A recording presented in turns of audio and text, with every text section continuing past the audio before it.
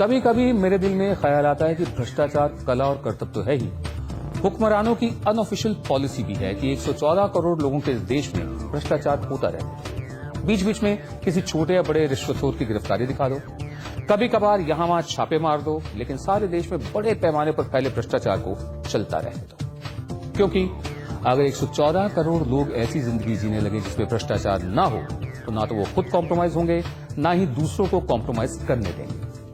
अगर अंतरात्मा पाक साफ हो तो नैतिक साहस बढ़ता है, और जिस दिन देश के 114 करोड़ लोगों में नैतिक साहस जाग गया, वो दिन आकाओं के लिए मुश्किल दिनों की शुरुआत होगा। इस वक्त लोगों को रोटी, कपड़ा, मकान जैसी बुनियादी जरूरतों के लिए भी छोटा मोटा भ्रष्टाचार करना पड़ता है, सहना पड़ता है।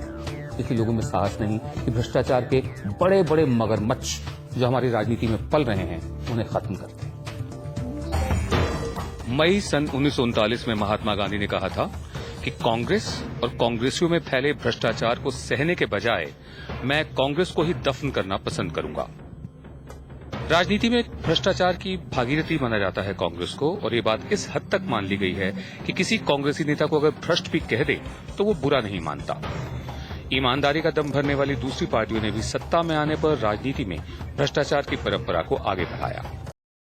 15 साल पहले भी जुलाई 1993 में नरसिम्हा राव सरकार को बचाने के लिए झारखंड मुक्ति मोर्चा सांसदों को 50-50 लाख देने का मामला सामने आया, लेकिन रिश्वत लेने वाले ये सांसद बहुत भोले भाले भी थे।